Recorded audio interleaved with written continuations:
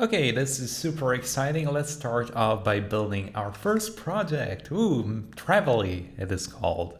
So I just have my VS Code open here, and we're gonna break this into small segments, so it will be very easy for you to follow along.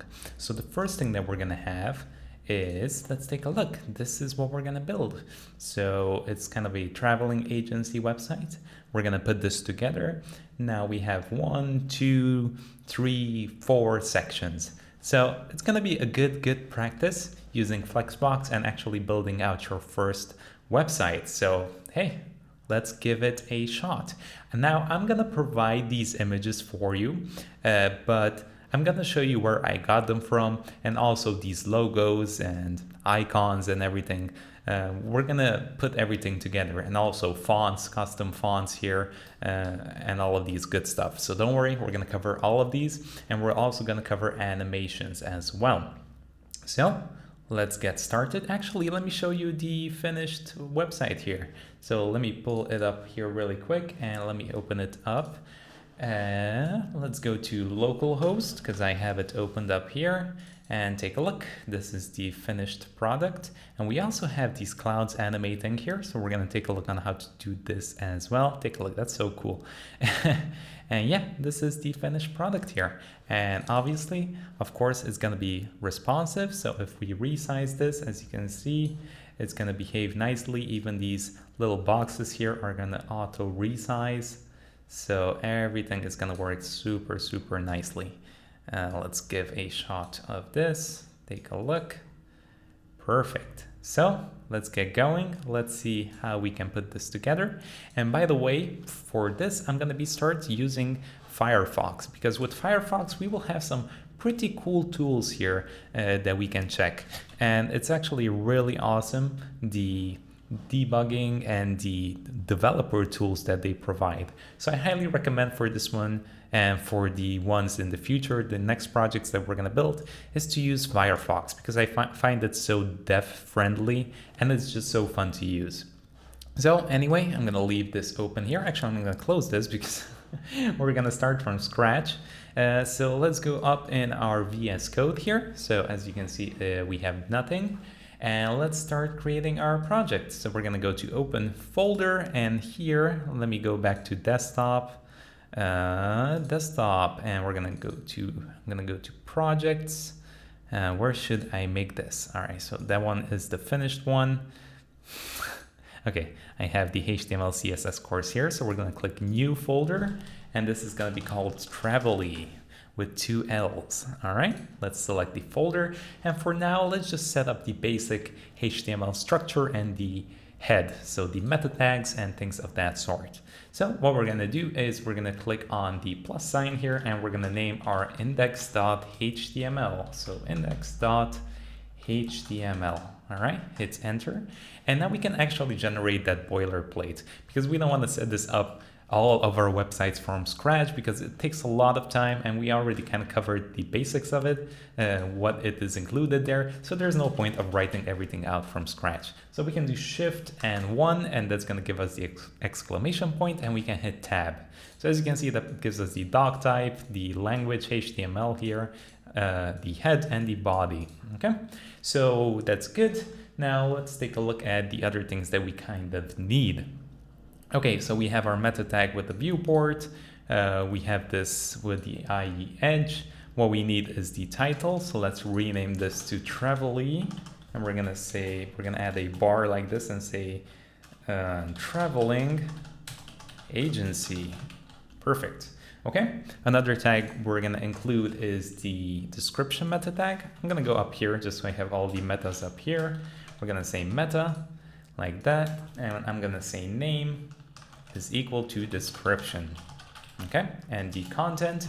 Now, I'm bad at adding these, but you can add whatever you want here. I'm gonna say Travelly is a travel agency website that helps you pick out your holiday vacation. Okay, that's good enough. Okay, so that's one. And the other one that we're going to need is the robots. So let's go down here and say meta and we're gonna say name equal to robots. Okay, and the content is gonna be index and follow. Perfect. Okay, so we have that set up. Let's also add, let's actually open this up. We're not gonna see anything for now, but let's also add an icon up there in the corner. So to get the icons, you can just go to, you can just search icons. How did I search? There were just icons and you have this flat icon. So let's just get one from here. I think I got one with like a plane or something. I don't know. Let's, which one? Which one of these? Now you can make these custom, obviously. Religion, no, let's not, let's go here. I think I searched travel up here and I got something. Yeah, we can get this plane, that's fine. But you can go with anything. I'm gonna get the SVG, hit download here, free download. Perfect, and I'm gonna save it. Perfect, and I'm actually gonna create a folder here in our VS Code. And let's name this icons. Okay, I'm gonna navigate to where I downloaded my file. So let me go here really quickly and just drag it in. So I believe it's this one, airplane, SVG. Perfect. Let's close this up and drag this in here in the icons. And now what we can do is just say link tab. Okay, and here we can rename this to icon. And the href is gonna be icons airplane SVG. Hit save. And let's take a look. Look at that. We have our little plane. Super awesome. So we can close up this flat icon. And finally, let's also link up our style sheet. So we're gonna create a style.css. Okay. Here we're gonna remove the basic stylings. We can say margin 0, padding 0, and box sizing border box. All right, so everything we did so far. And finally, we can also grab the HTML and change that to 16 point, the font size to 62.5%. All right, and then we are gonna add it down here. So we're gonna change H1, H2, H3, H4, and add default sizes to it. But this is just so, again, just to make it clear. So our rems are 10 pixels, so one rem is going to be 10 pixels. So I'm going to add a comment here just to make everything super clear. I'm going to add a comment that's going to say global styles. All right, so everything from up there to down here is going to be global styles. Okay, so that's one. Now let me kind of show you how I threw this thing together. So where did I get these images from?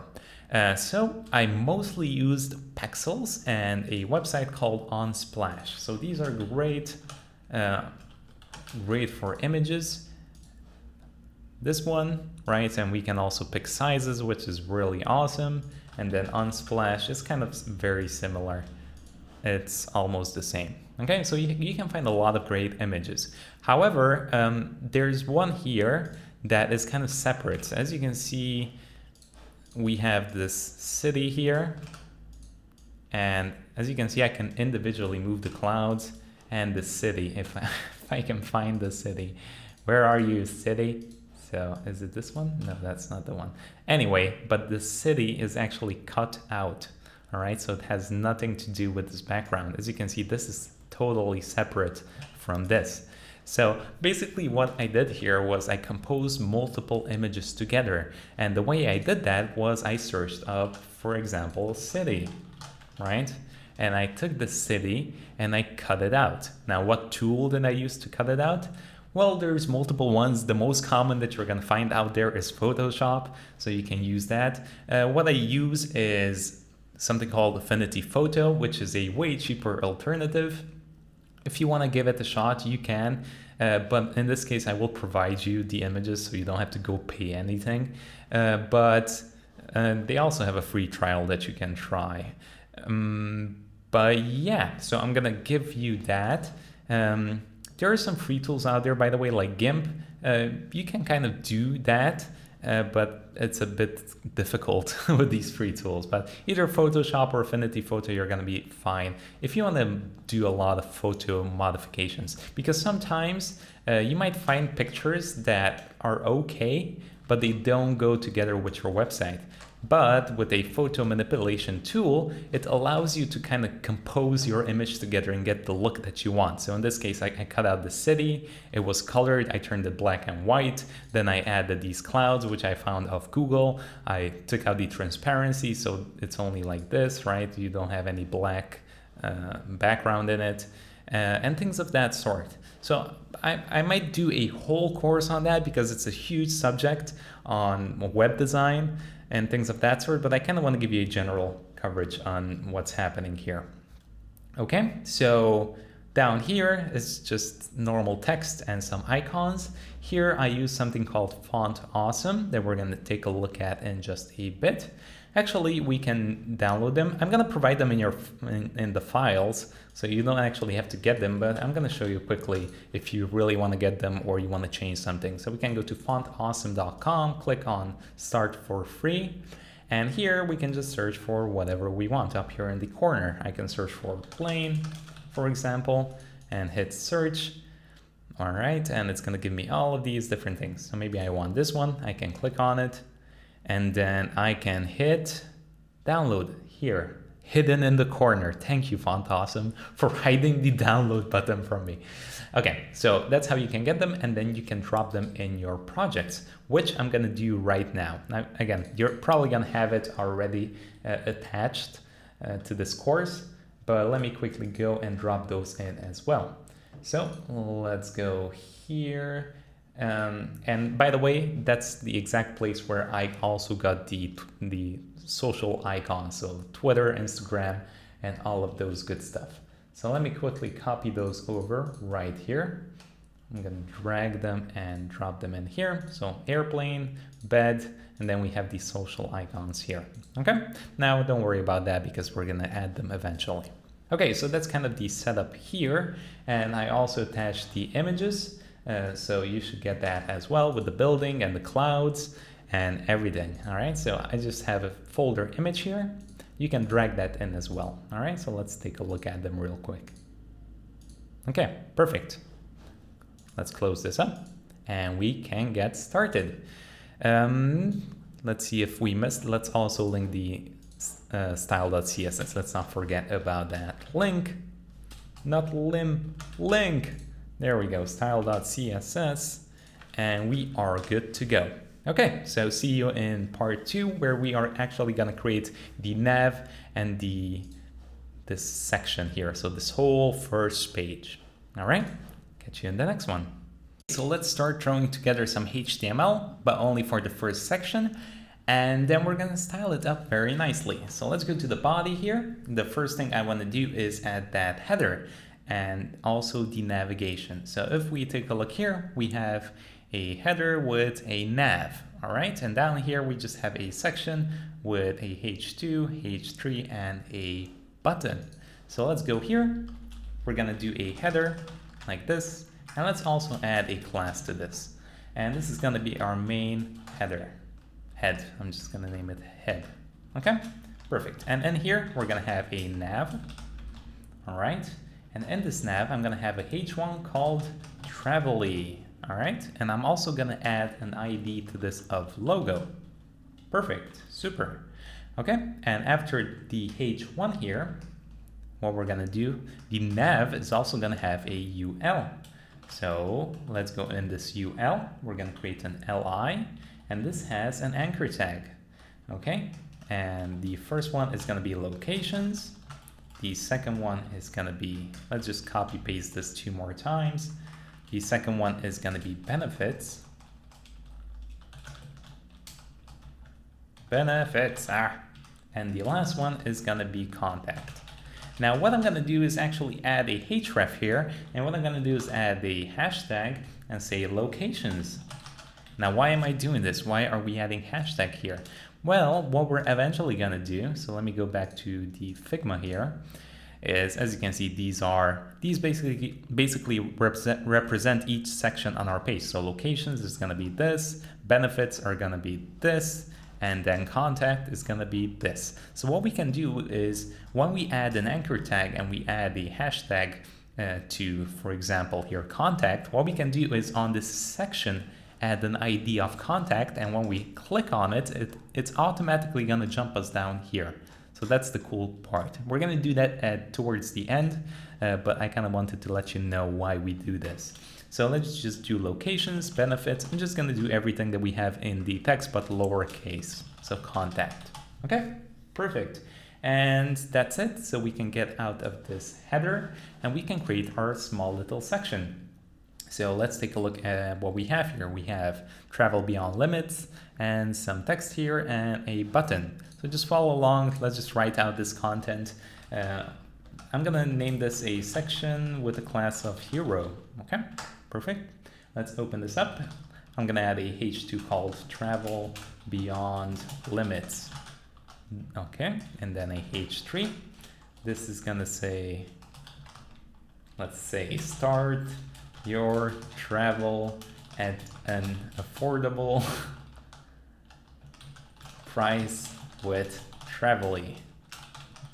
Now this text is going to be super long, so what I'm going to do is add a break here, like that. Okay, just add a break, and then I can say contact us now, and hit, or we can say below. Okay, there we go. So we have our h3 there, and we can also add a button, and we can say book now. And maybe this can just jump us down to the contact page. All right, so let's hit save. We're gonna add this later on if we really need to. Okay, so that's it. That's our HTML. Now we can move on to our CSS and style this up a bit. Okay, so let's take a look at what we have so far. So as you can see, our text is super small. So let's add some basic styling to this. What we can do is grab the H1 like this, and we can change the font size of this. So this is going to be our logo, font size to 2.6 rem, so like 26 pixels. Okay, perfect. Let's grab the LIs, the buttons, the labels, and inputs, and we're gonna have a lot of things here. And the p tags, I'm gonna just set a font size of 2 rem on these. Okay, again, we're gonna kind of modify these if we need to, but for now I think it's gonna be fine. Okay, let's also do h2, h3, h4. So we're gonna say h2 font size, this is gonna be quite large, 4.8 rem. h3 is gonna be font size of 3 rem. And let's do h4, h5 of around 2.8 rem. Okay, just some basic stylings here. So just some global styles. Now, if we take a look, everything looks a bit nicer. It's a bit larger. Perfect.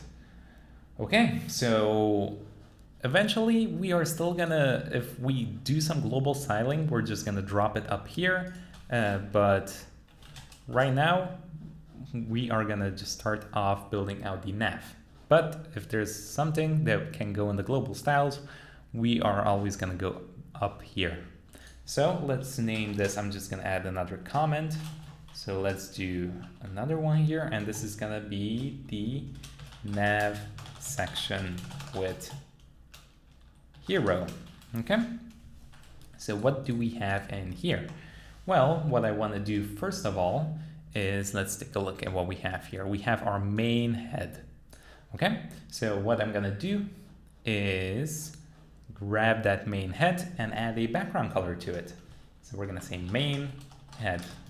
Okay, open this up. We're gonna add a background color. I picked out this one. It's 131C27. Okay, hit save.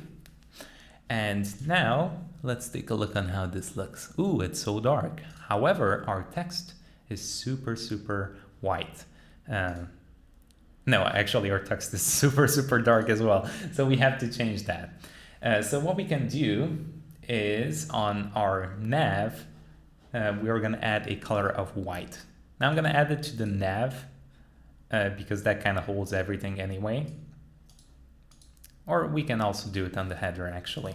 So let's just go here and add a color of white and save. But this is only going to change the logo, as you can see. So we can add some default with the anchor tags. We have to specifically change them. So what we can do is actually go up here to the global styles, because all of my link tags are going to be white anyway. So I know for a fact that if I add additional links, it's going to be over a very dark background and the contrast is going to be good. So here I'm just going to change color to white and also get rid of that text decoration and say none, so that underline text. So there we go, we got rid of that. Perfect. So what we can do now, let's see. Let's start off by positioning this the way we want. So how can we do that? Well, let's add a height to this. So the reason why I'm adding a height to this, now generally what you can do is you can just let the content take up the height of the navigation. However, there might be certain situations where you want to make sure that your whole page takes up 100% of the screen. So I want to make sure that everything here takes up the exact same size on my screen. If you want to do that, then you can add a height to your elements. However, generally, it's fine both ways, depending on the situation. In our situation, we're going to add a height because I want this to be perfectly matched up 100% of our size of the screen. So the nav and this one. Okay, so what I'm going to do is, let's open up our code here. Okay, let's go down here and I'm going to get the nav like this. I'm going to add a minimum height of 10 VH and hit save. Perfect. So as you can see now, this is perfectly 10 VH. And now I can add a display flex to this. That's going to jump the content next to each other. But as you can see, the UL is still in its own container. So we have to display flex that again. Okay, but that's fine. What I'm going to do now is actually add a bit of margin, because right here you're going to see in the design, we have a margin on the right and left side. And this kind of continues throughout the whole website. So there's this margin going all the way down here. All right, this should be actually moved a bit to the left, but we're going to implement it correctly. Okay, so there should be this margin on the left and right side of our design. So the way we can do that is not difficult. All we can do is just go to the nav and add a width of 90% and then a margin of auto. Okay. And now we have some space here. So if I press F12 and go to the inspector, let's see, as you can see, we have 5% on the left and 5% on the right. Okay, that's just because we added margin auto. Perfect. Let's close this up for now. And let's also add a display flex to the UL. So we're going to go to the nav UL and we're going to add a display flex.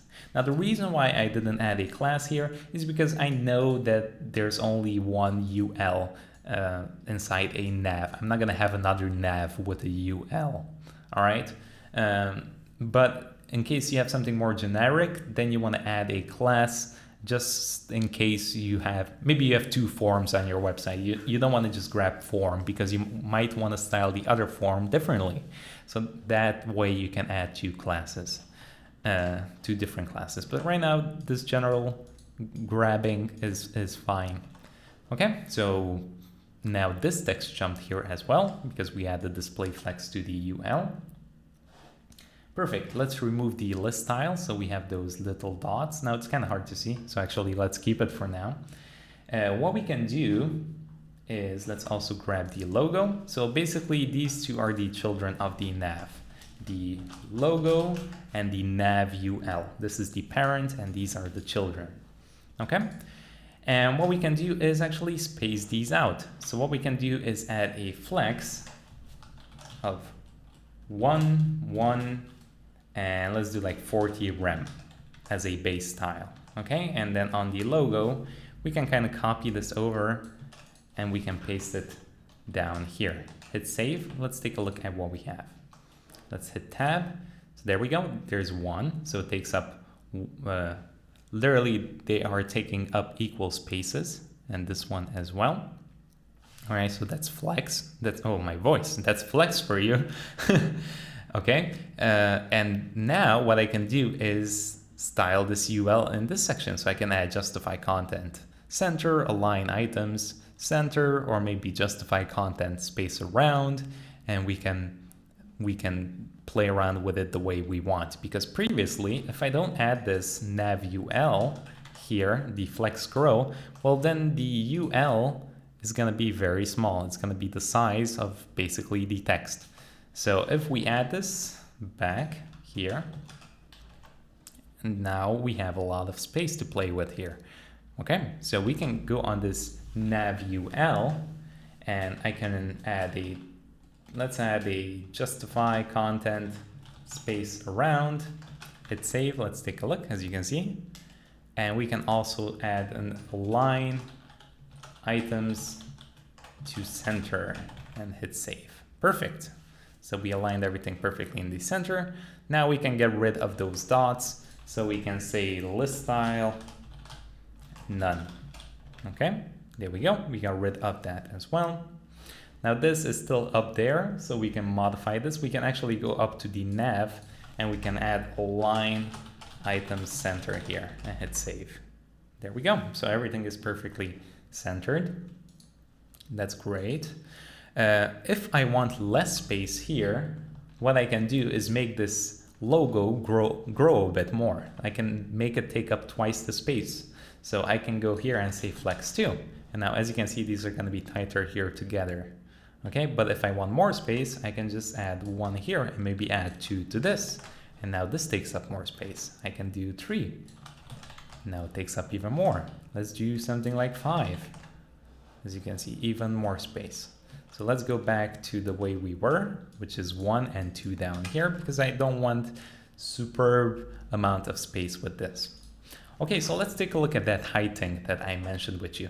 Since we're setting a height like this, explicitly and not letting our elements take up our height. So let me show you kind of the difference, because I really want to make this clear because it's so troublesome sometimes and it's a bit difficult to understand. So this is what I'm going to do. I'm going to go to the nav and remove the height. So we don't have any height on anything. Okay, so it just takes up the size of the element. Okay, but when we resize this and we're finicking around with it, everything is going to be fine, right? Because hey, nothing should break. And what I'm going to do is add some padding to this actually. So let me just go here and add some basic padding to rem. Okay, perfect. So now it's a bit larger, and if I even resize it like this, it's gonna be fine. All right, no issues whatsoever. All right, I can mess around with this the way I want and it's not gonna break. Perfect. Okay, so if you're working like this, it's perfect. You should be working like this. This is great. But again, if I want this to be exactly 10 VH and this exactly 90 VH, just so it takes up like a full screen, then we're gonna have to set a height. So here's the first problem. If I just add a height of 10 VH, you're gonna see that if I squish it together, well, it's trying to be 10% of the size of the screen. So you're gonna have these weird issues where your height collapses and your text is either gonna leave the container or it's gonna disappear in a weird way like this.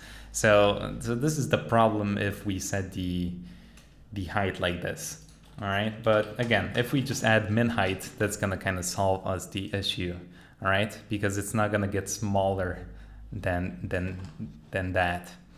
All right, it should be a minimum of 10, but the content is still not gonna break for us. So this is nice. So this is the way I like to do it when I wanna set fixed heights, is I'm gonna do min height and then just add a bit of padding to it, like padding to rem and hit save, right? So when we go smaller, as you can see, it doesn't go smaller than that because we have the padding and the code still stays nice and it doesn't break in any way. Right, but without the padding, it still gets a bit too small. It just takes up the height of the, so as you can see, it's responsive. It takes up the 10%, but with that small amount of padding at a specific size. So if I make this larger, it's going to start taking up that 10%, that 10 VH. But when you get too small, it's going to stay on that padding, on that 2 rem padding, okay? Because our height grew with this min height. There we go. So this is kind of the way I like to work. Just add a min height and then add some padding to it. Okay, excuse me. So let's move on. We have everything set up nicely here. That's perfect. Let's see if there's something else we need to do. I think this is gonna be just fine. Let's move on to let's go to the section here, the hero section. So let's scroll down and we're gonna get the hero section. So we can select that by the class hero, right? It's this one down here. So we can get this, and the first thing I want to do is add a background to this. So I'm going to say background, and we're going to get the URL and add some quotes, and then we're going to go to image, and we're going to go to the landing page. Okay, and hit save. Let's take a look at what happens. Oh no, so as you can see, it takes up again the size of the content, but I want this to be perfectly 100% here. So since this is 10%, then I can add 90 to this. So let's go to the hero here and add a minimum height of 90 VH and hit save. All right, there we go. Now it works fine, but as you can see, the background repeats itself. So we have one here, we have one here, and actually another one starts down there. Oh no, we don't want that. Why you do this? So we can change the behavior of this to make it more responsive, because right now it's fixed. Even if I resize, the image stays in the exact same position. So what I'm going to do is actually go back here and remove this repeating thing. So we can say background, repeat, and say no repeat, and hit save. And there we go. Now we just have the image. However, I want this to kind of stretch all the way and take up the whole space of this hero container. So the way we can do that is say background size. Let's see if it gives me the autocomplete. There we go, background size, and we can say cover and hit save. And now take a look, it takes up the whole height of it. And if we resize, it's just gonna play a bit nicer with us. So as you can see, if it takes up more space, it's just gonna zoom it in. However, this is way nicer than just having it stay static and then leave some weird empty spaces on the left or right side of our screen. Okay, so there we go. We can also reposition this if we want, if we're not happy with this. So we can go here and maybe move the background position. And the one I did was center. So I like to move this, not background size, background position. Okay, there we go. And put this to the center. So there we go, that's a bit better. Okay.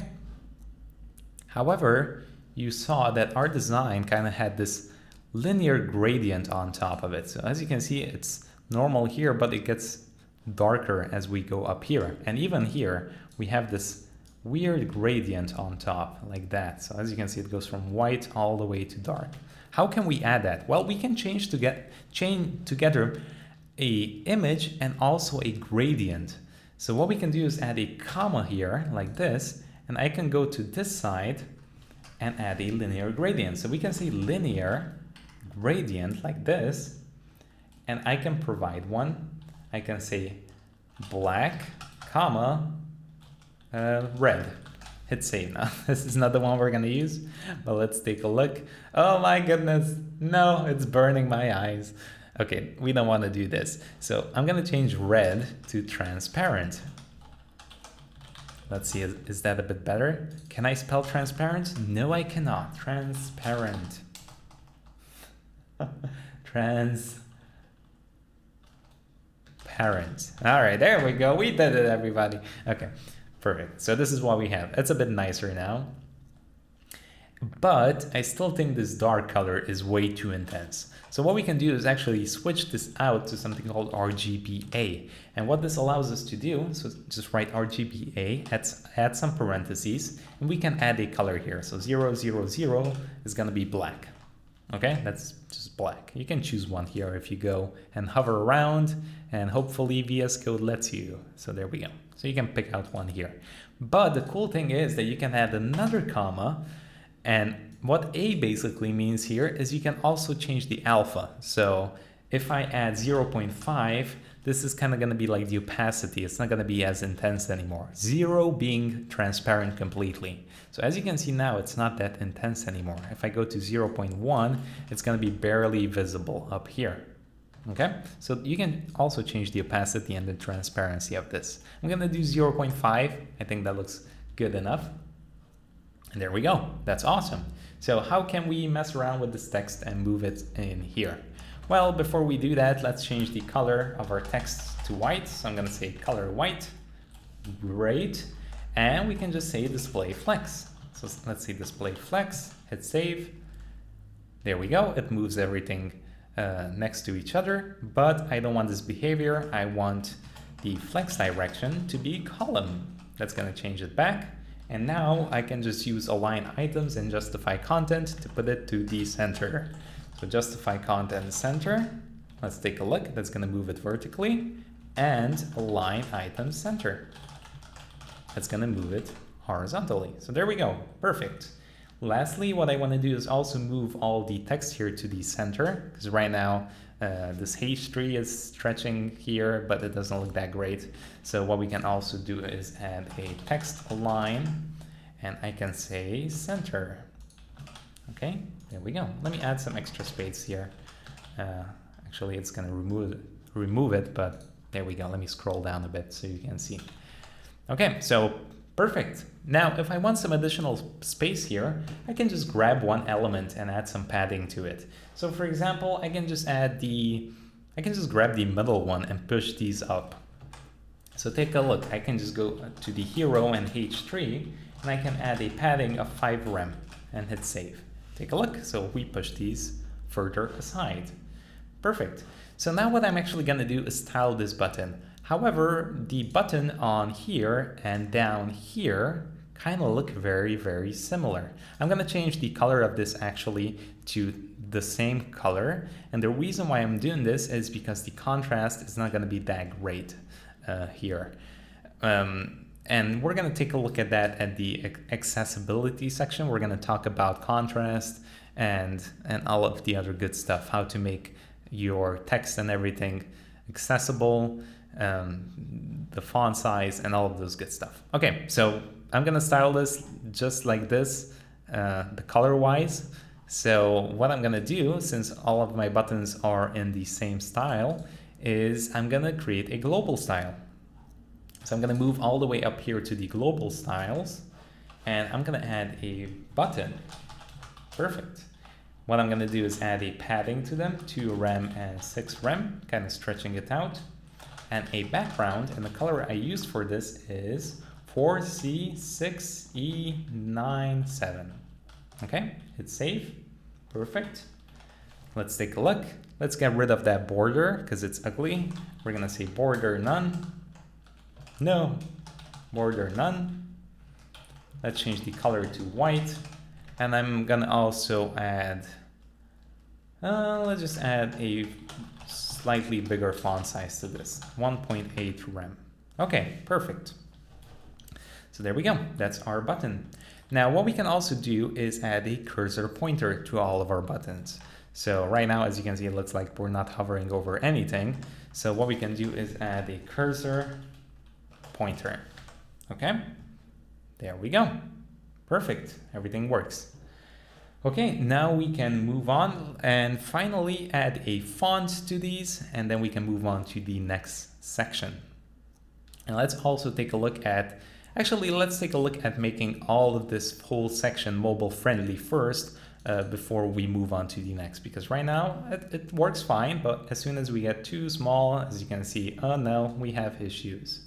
So first of all, let's add the fonts, and I highly recommend you to use this. We're going to take a look at Google Fonts. These fonts are specially created and they're very good.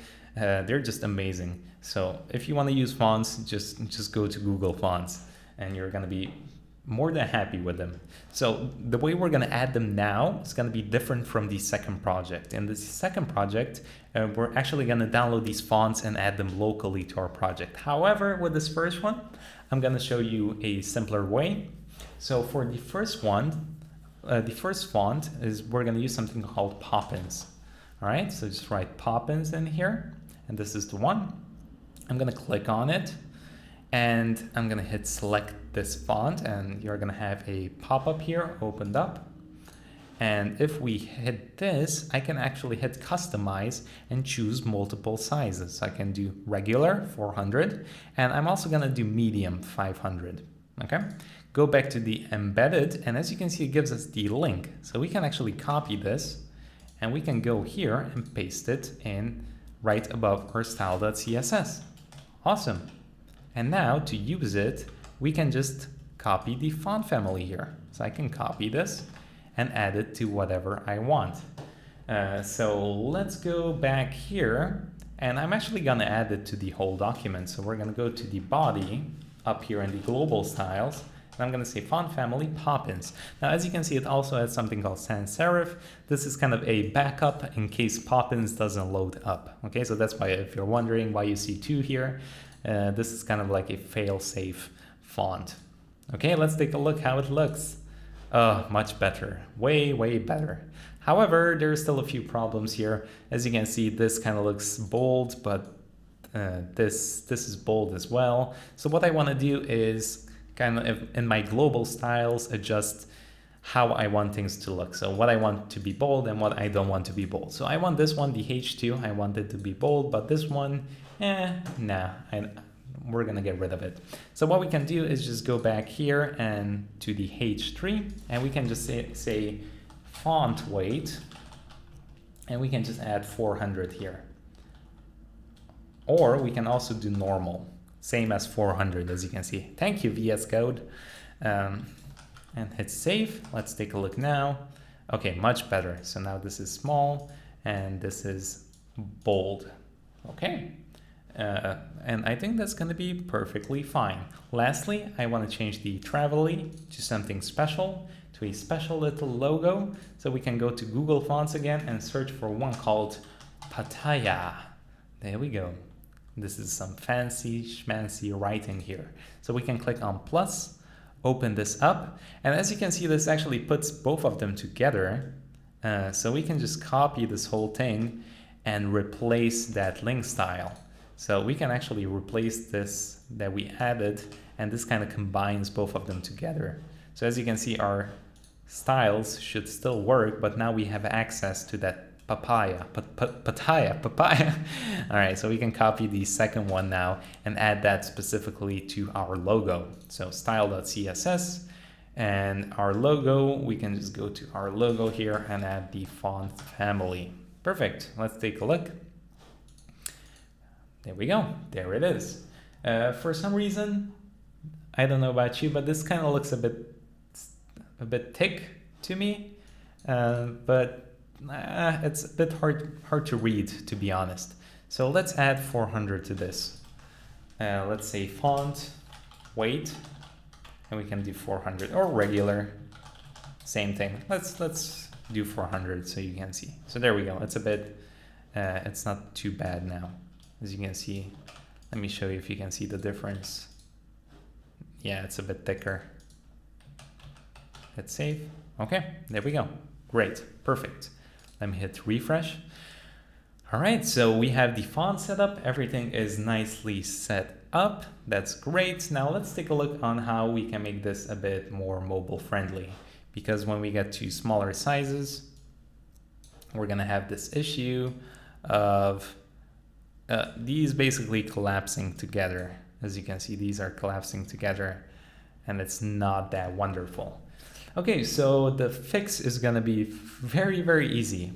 Since we added the flex basis here, which is 40 rem and this one as well, we can just add a flex wrap to the parent. So we can say flex wrap, hit save. Let's take a look what happens now. As you can see, as soon as it hits that mark, it's gonna jump down. So that's great. That's super awesome. So now what I want to do is actually align this text to the center up here and add maybe some padding to it. However, I don't want that now. I kind of only want that to happen when we hit the mobile version, which is around this size. So the way I kind of determine and where I want to put my breakpoints with my media queries is where the site kind of doesn't look that good anymore. Because I can kind of change the size here to something like 20 rem on the UL, and as you can see, it doesn't look that nice anymore. So I want this to wrap sooner, not like this. So that's why if I change this to 40, it's gonna wrap sooner. Let's do 40. Okay, so now it wraps sooner. If I want this even faster, I can just mess around with the flexes on the child elements. So if I do 60 on this, not 600, 60, it's gonna happen even sooner. There we go.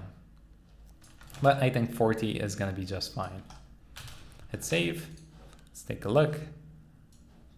Perfect, so that wraps. Okay, so what we can do is when we press F12, is we can see basically when we want to add this. Or what we can do is just add a media query and just add a height. So down here, what I want to do is kind of set up the media queries. So I'm going to do media, screen, and max width. I'm going to define, let's try around 500 pixels.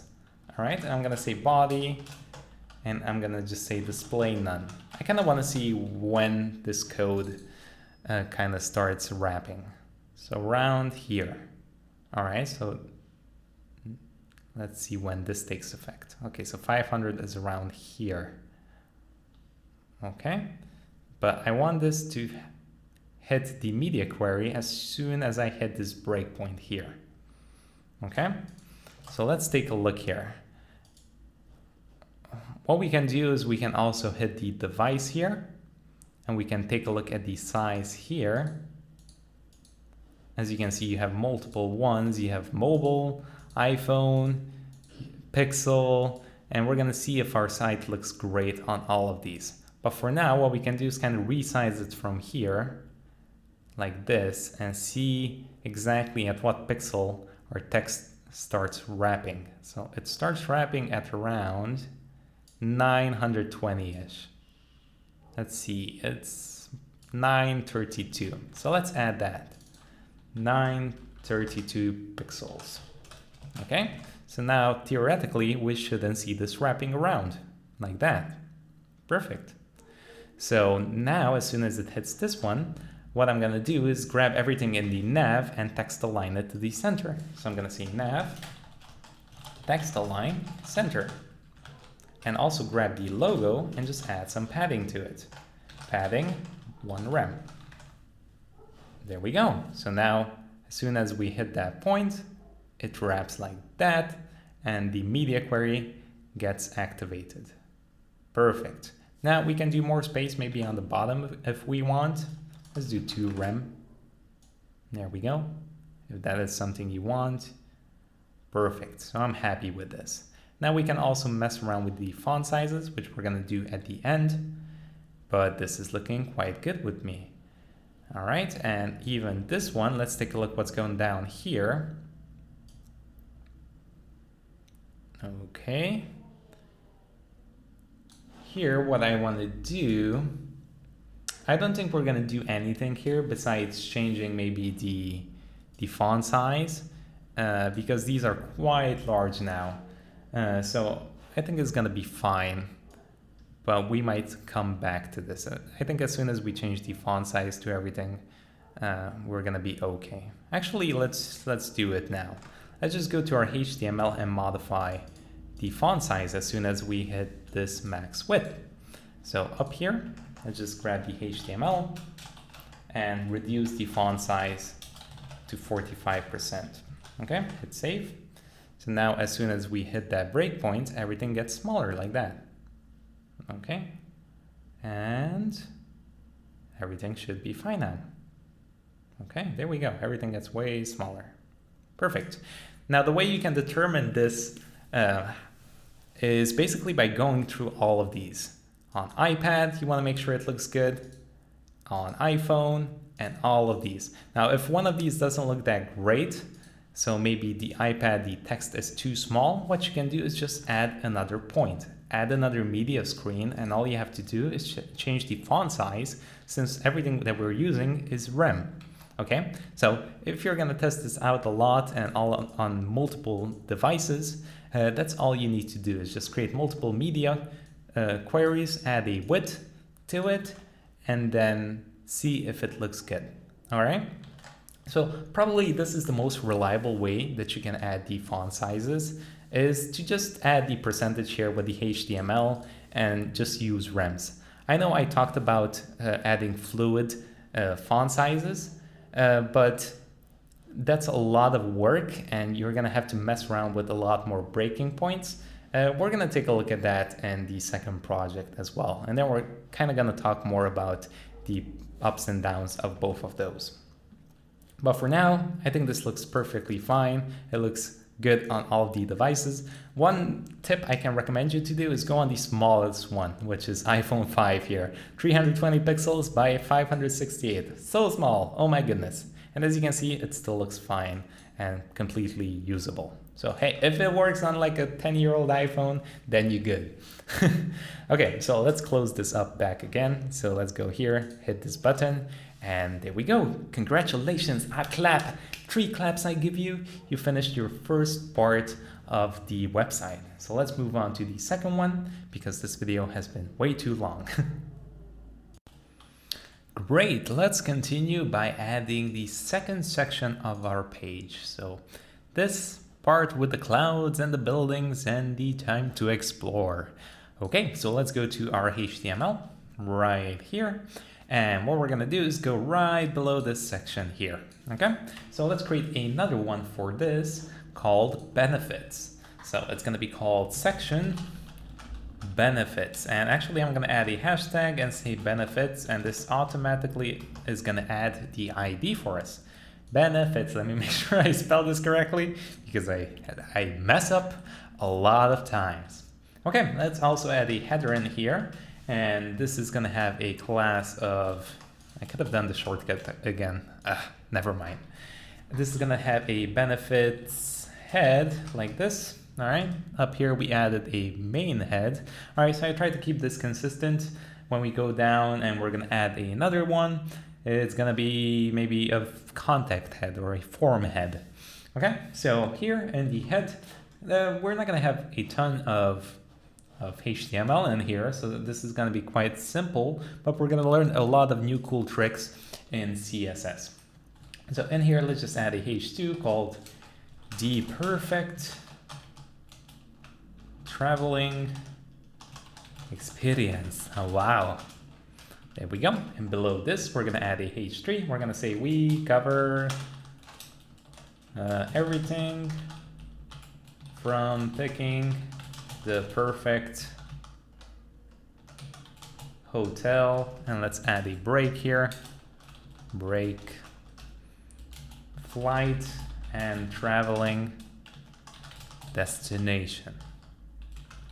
All right, perfect. Just some text in there, that's good enough. All right, it's fine. You can change this to whatever you want. Please do, because this is horrible. All right, well, hey, it's something, okay? Perfect. Okay, so that's all we're gonna work on this section. Okay, so we can go back to our style.css and we can take a look at what we have. So as you can see, it's right there. All right, so it's just a bit of text, nothing too crazy, but the cool thing here is gonna be the visuals. So let's go to our style.css. Let me just go right here below our hero H3, which is basically the nav selection with hero. So this is gonna be the benefits section. So I'm just gonna add a quick comment here just so I know where things are. This is gonna be called the benefits section, like that, okay? And here, actually, let's add another comment to this. This is gonna be the media query. Okay, perfect. So we can go up here. And what we can do is just target that location. So we can get locations, like that, the big section. And we're gonna start off by adding a min height of 100 VH, okay? So we can see this full screen. Oops, OBS, no, not you. All right, let's take a look if we, all right, for some reason this is not working. So let me make sure we did everything correctly here. Okay, benefits, not locations. Okay, there we go. Location is gonna be, I believe the next section that we're gonna cover. No, actually, I did a mistake. This is gonna be the locations. The benefits is gonna be this section, okay? So with the cards here. All right, so let's change this to location. So this is the one with New York. Okay, so quickly, I apologize. Let's just change this to locations. And this is gonna be locations head. Locations. Okay, hit save, that's it. We can go back here and we can change this to locations. Let me change this as well. Locations, save. Okay, do we get the 100%? Yes, we do. All right, so we can style this the way we want. We can add a background color, a background image to this. And we're kind of gonna do the same thing with the gradient. So if I add a background URL, and let me just paste in the image with New York. Okay, so the New York page. If I go back here, you're gonna see that we have this, which is good, but it's too white. So we can also add that gradient on top of it if we want. So again, we can just scroll back up here and we can get this linear gradient till the comma at the end here, and we can just copy it and paste it here. And it's good because we're consistent, so all of our pages have this nice gradient going for them. Okay, let's take a look back here. And now, as you can see, we have that nice gradient applied. Perfect. Let's change the background size and position of this. So we can go here as a background size cover again, just like we did before, and background position, and we change this to center. Okay, should be good. Let's take a look, and there it is. Very nice. Okay, so next up, let's take this text and kind of put it right here. Okay, so what I'm gonna do is just add display flex, align items, and all that good stuff. So let's say display flex. Good, that's the first step. Hit save. Let's take a look what happened. And nothing happened. And the reason why these items didn't go in a row like this is because, remember, let's take a look what we have here. If you press F12, it's very cool because what I really like about Firefox, it actually shows you what you added flex to. So as you can see here, down here, it says section. This has a flex on it. Locations also has a flex on it. As you can see, it says right there, and you can click on it and you can kind of see what's going on. So this is super, super cool. And it says here too, so you have to click on this grid either here, or you can click on the text here to get a better visual of what's happening. But as you can see, we're just applying it to this header, right? That's the only thing we have in the section. So nothing really happens. However, what we can do is we can just position it. So we can add a justify content center and align item center, or we can do whatever we want. Let's take a look. What shall we do with this? Well, I think we just need align items center. We just want to vertically position this to the center. There we go. Okay, so that's good enough. I just don't want to have that little space here. All right, because if I put center here, if I say justify content center, well, this is not really what I'm going for, because I want to have that 10% margin that we added, so the content always starts here. So what we can do is do the margin hack. We can just go down here and we can get the locations head. So the actual element, the actual header, and we can just add a width of 90% to this. All right, let me just add a background so you can see what's going on. Light blue, or a color, light blue, save. All right, and let me go back to Firefox. I apologize. So as you can see, we add the width 90. And then we're just gonna add margin auto, which is gonna put it a bit, it's gonna center it for us. Margin auto, hit save. Now take a look, it's like that. And that's exactly what we want for these to all match up. Okay, perfect. So we can get rid of this light blue. All right, so our text is there, and maybe we can just add a bit of space in between those, and that's gonna be fine. So what I'm gonna do is actually target the locations head H3, or we can do the H2, the big one. And what we can do is add a bit of padding of 1 rem on top and bottom and 0 rem on left and right. Okay, let's take a look. And there we go, we have a bit of space. We can add more space to this one if we want to push it even more further down. So let's go get that one. Locations, head, H3. We can add a bit of padding. Let's do 4 rem, 0 rem, and see how that looks. There we go. We have a bit more space. Now we can also add a line under this, and you can do that with text decoration. You can say text decoration underline and save, and there we go. We're gonna have a underline there. Now you can actually make this thicker. However, the problem is it's not supported across all the browsers. And I'm gonna show you 2 different things that are not supported by all the browsers. And a good way to check all the properties that you're using here. Now, everything that we use so far is generally very well adopted, and it's gonna work just fine. And I'm gonna show you in just a bit, but there are a few things that are still kind of new and might not work across the browser. So I just wanna point that out so you know that not everything works on every browser. So there's one called text decoration thickness, like this. And we can add a 0.5 rem to this, and this basically makes that line thicker. So this line, the text decoration line. And there are a few more properties with this, but this looks completely fine to me. And let me show you another one that we can add on this H3. What if we want to add some linear gradient maybe to this text? How can we do that? Well, what we can do is we can add a background color to this. So we can say background, like this, and we can add 2 colors. So what I'm gonna do is apply a linear gradient like this, and I'm gonna say 131C27. All right, and the second one is, let's do 1663B34. Hit save. Let's see what happens. Okay, so it applied it everywhere, right, across the whole background of this paragraph. But I just want it to be applied on the text. So this is kind of a hack. What you do is you apply the colors, the gradient on the background, and then you clip it basically to the text. So the way you can do that is a background clip, like this, background clip, and you're gonna say text. Hit save.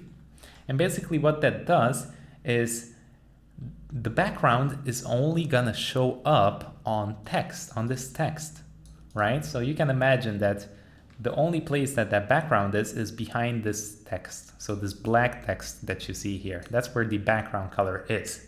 Okay, but we have this text on top that's black. So we have to hide it in a way so we can see that background. And the way you can do that is by saying, let's try this one. We can say text fill color. All right, and as you can see, it throws in a Webkit there for us automatically. And what we can say is transparent.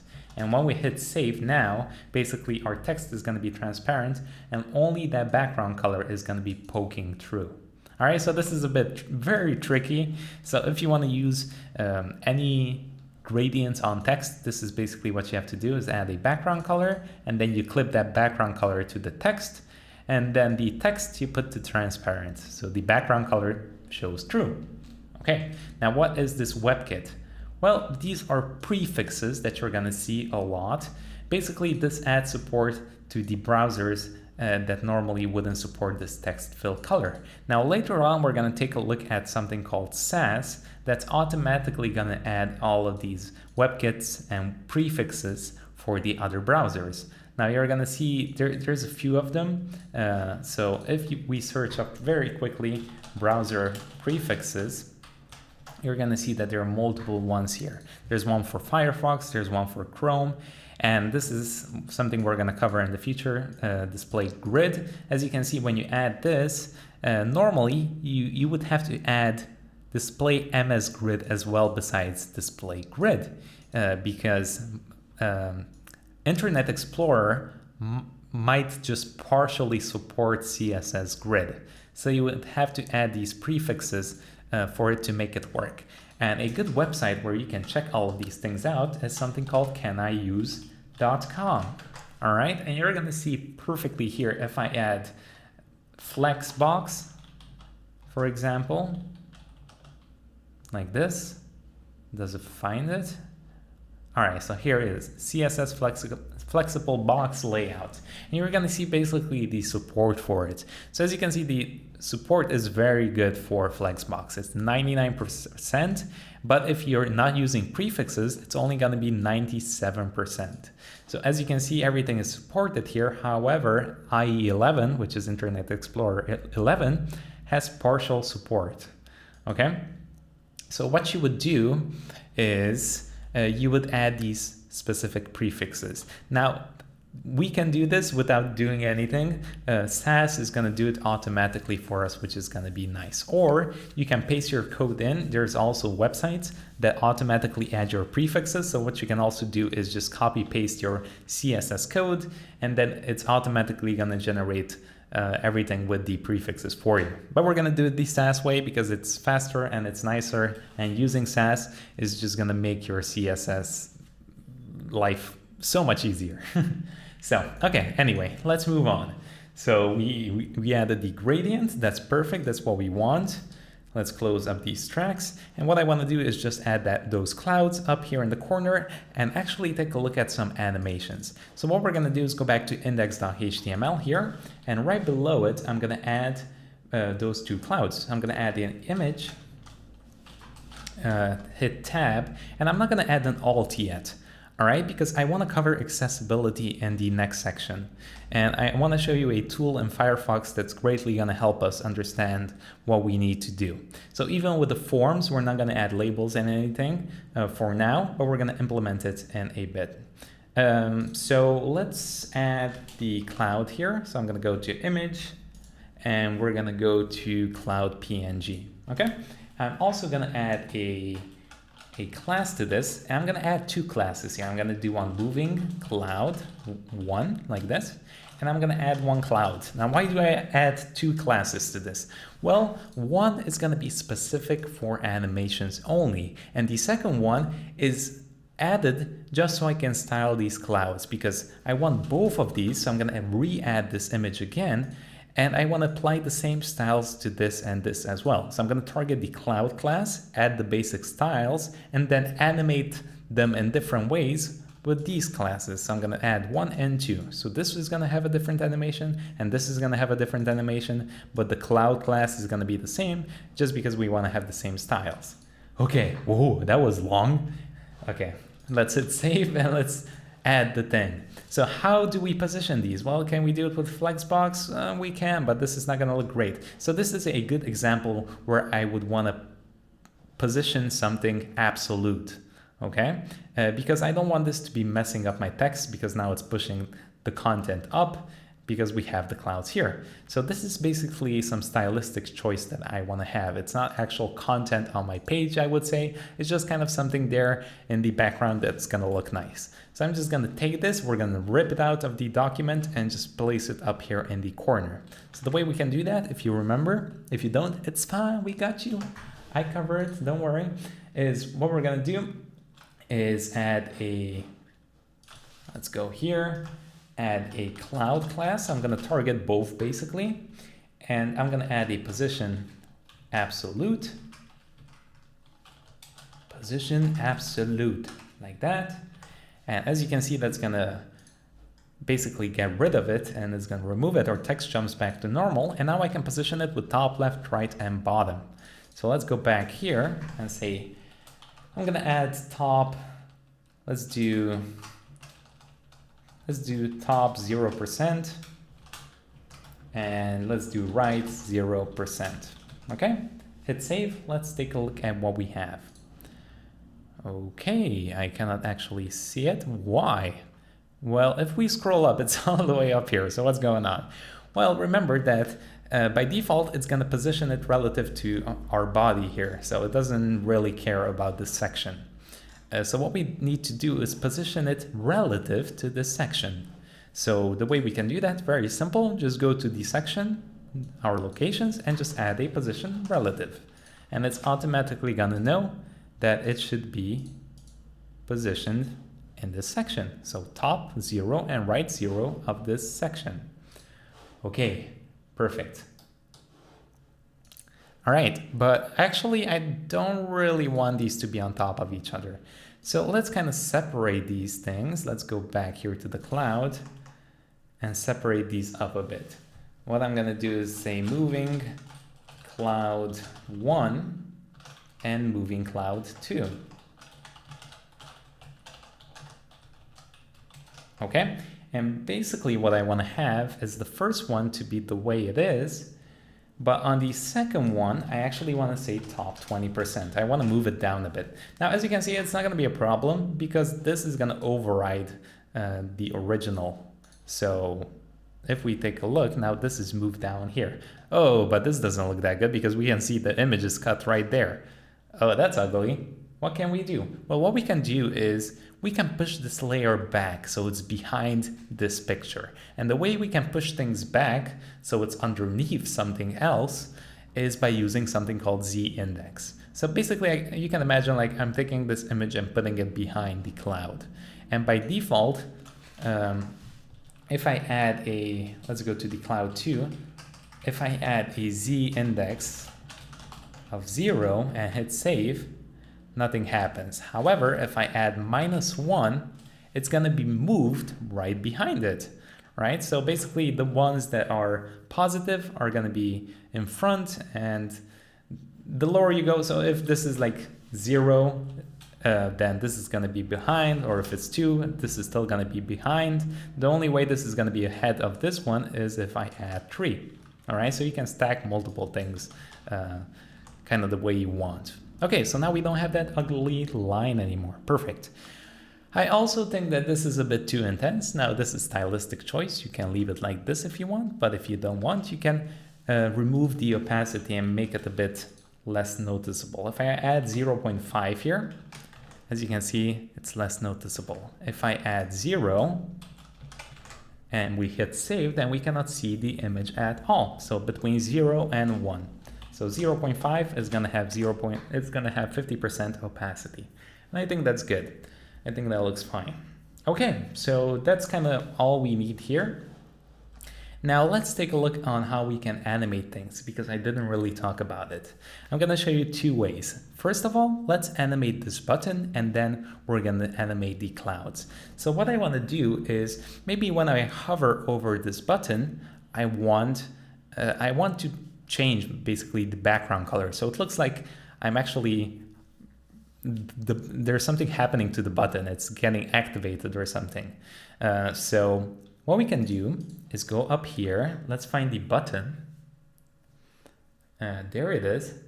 And actually we added this as a general style, which is fine. But what we can do is add a button, hover. All right, we saw this, and we can just change the background color. So let's just get this color from up here, hit save, and we'll just bring this way down and hit save. Okay, so now when we hover over, you're gonna see that, oh, okay, it changes color, very cool. But what if I want to animate the transition between this color and this color? Well, we can go back to the button up here, and we can add something called transition. And this is one way you can animate things. So if I add transition, what it asks me is the property that I want to animate. So what am I changing from this state to this state? Well, the only thing I'm changing is the background color. So I would say background, like this. Now what I want to specify is the duration. How long do I want that transition to maintain? So we can do 1 second.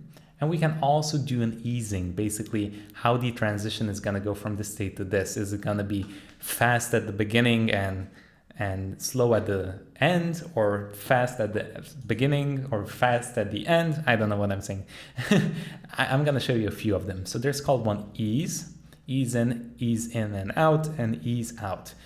There's different ones, but we're going to use ease in and out. And before we actually move into it, I kind of want to show you easings because explaining it with words is kind of hard. So basically, going from one point to the end, how is that increment going to be executed? So if I look at this, let's take a look. As you can see, this is basically how your animation would go. By default, it would go like this, all right, at the same speed. However, with easing functions, that speed changes. All right, the duration is still gonna be the same, but it might be faster at the beginning and slower at the end, or vice versa. All right, so that's easing. Let's look at another one. Boom. All right, can we see an animation here? No, we cannot. As you can see, that's different a bit. And we can copy paste it from this website if we want. There's one bounce. Look at that. Boom, boom, boom. We can actually try one of these out if we want. Let's go back here and see how it is now. So as you can see, when we hover over now, it actually transitions. Now, if you want to have multiple properties to transition, that's totally fine. You just go to the hover section and add the things you want to transition. So maybe I want to transition the font size, 2.6 rem. If I save, nothing really happens now. As you can see, it doesn't transition because I'm only transitioning the background. If I have a lot of them, I can change this to all, and that's gonna take a look at everything that you have in the hover, and it's gonna transition it. So there we go, take a look. But for this one, we are only gonna keep the background. All right, I'm gonna change this back to the background, and I'm also gonna make this a bit faster because I don't like how slow this is. 0.5, I think is gonna be perfect. There we go. We can also add a delay at the end if we want. So if you add another parameter here with something like 2 seconds, all right, let's refresh this. If I hover, nothing happens, but after 2 seconds, it gets executed. So if you want to add a delay, you can do that at the end here. Now, this is an easy way. You can also break it up like this. You can add transition delay, transition duration, transition property. All right, so you can do it individually, but I think this method is a lot cleaner and we don't have to write that much CSS code. Okay, let's look at that. Let's look at that easing. Can we take a look? Let's see if it gives us actual code that we can copy and paste.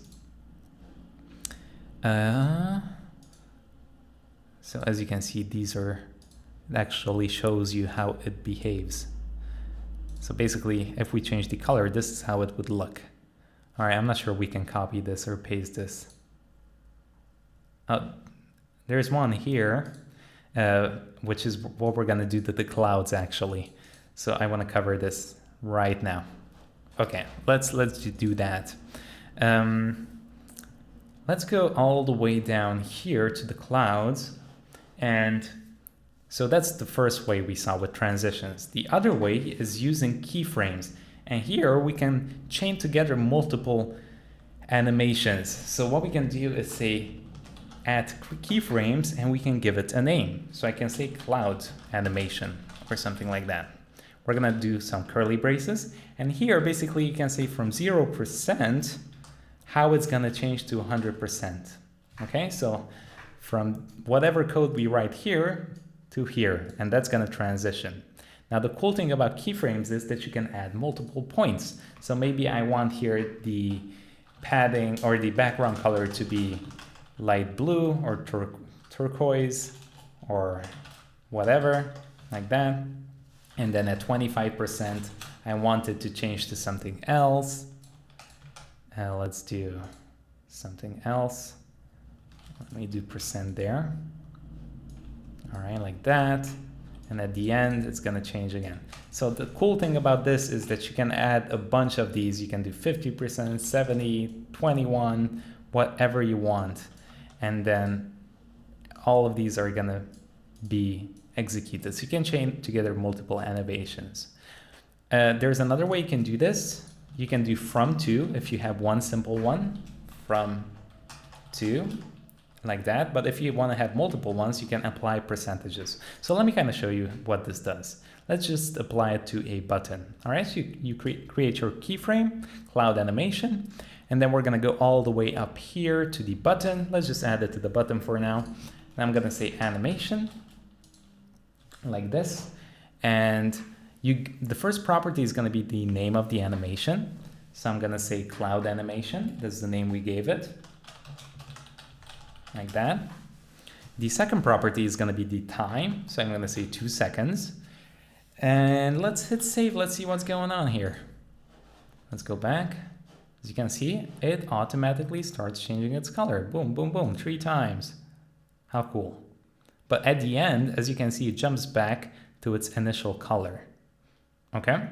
So what we can do here is we can also add infinite if we want this to go forever. Hit save, and now it's always going to transition between those properties. Now, as you can see, as soon as it goes to 100, it's automatically going to jump back to the first one. So what we can also do is add another property called alternate. So you can even alternate between them. So now it smoothly goes back and forth. Super cool. So these are just a few things that you can do. You can also add a delay here. So 2 seconds. And now it's going to be delayed. So there's a bunch of awesome properties that you can do with this animations, and there's so many awesome things that you can create with this. You can also do infinite, or you can set an iteration count if you want. So this is basically this property. Maybe I want this to be only 3 times, to execute only 3 times, and then it stops. So that's one thing you can do here. Besides the alternate, we can also change this to reverse alternate, or we can do forwards. And what forwards is going to do, let's see if this works. Basically, let's remove infinite from here and remove the delay. What forwards does is it stays at the last one. All right, so it doesn't start over back at 0 anymore. So if we take a look at the animation, it doesn't start back at 0 after it ends. It remains at the last part, right? Because without it, we saw that it jumps back to 0%. If we add forwards, it's going to remain at the last frame, so the 100%. Okay, so these are kind of the basic ones and the ones that you're mostly going to use. But let's get rid of this for now and actually apply it to our clouds. So what we're going to do is let's go to the clouds here and let's remove this because we're not going to change the colors of the clouds. That would be interesting though. You can give it a shot. I think it could be interesting. But what we're going to do is basically have a super simple one here. All we're going to animate is, we can say from and to. All right, just 2 properties here. And what I want to do is just move them around a bit. So I'm going to say transform, translate, like this. And basically I want to move it from 10% and minus 10%. So basically you just move it around a bit with the X and Y axis, and we move it, transform, translate, 0% and 0%. And we're going to see what this does in just a second. All right, so we add this, and then we go to the clouds, and let's just add it to one and see what happens. So we can say animation, cloud animation, and we can say 3 seconds, infinite, I want this to go forever, and I'm going to say alternate, and we can also add an easing. Easing, let's do in and out. Hit save. So as you can see now, it basically moves 10% down and 10% to the left. Actually, my mistake, it actually moves 10% to the right because the ending position of it is at 0% and 0%. This is where we end up in the end, right? And then it starts going back to 10 and minus 10. So it goes upwards this way. If we want to reverse this, maybe I want to push this down like this, I can do 10% here because this is the Y-axis. So as you can see now it goes downwards. All right, but I want this to go upwards. I don't want it to go downwards because we're gonna see these lines and it's gonna break the whole thing. So if I do minus, then, well, we still have these lines, but we can get rid of them. And the way we can get rid of them is we can basically say to this section that basically all the content that leaves this section shouldn't be visible. So we're basically hiding everything that goes outside of this big section here, right? Because if we take a look right now, if we hit the inspector and we take a look at this location section, as you can see, do you see the line there? Our image actually just goes outside of it. And what we're gonna say is overflow hidden is basically gonna hide everything that goes outside. So if we go to the locations, let's go all the way back here, locations, and we say overflow hidden and hit save. Now you're gonna see that basically if this leaves, it's not gonna be a problem. So there we go, that's super nice. That's why I don't want this to move down. So I don't want it to move 10% down, is because we're gonna see those lines. Yeah, that's not good. That's not good. Let's hit save, there we go, that's better. Okay, perfect. And let's do one for this as well, but this is gonna be a bit more subtle, I think. Or I think we can just keep it the same. You can kind of mess around with this a lot.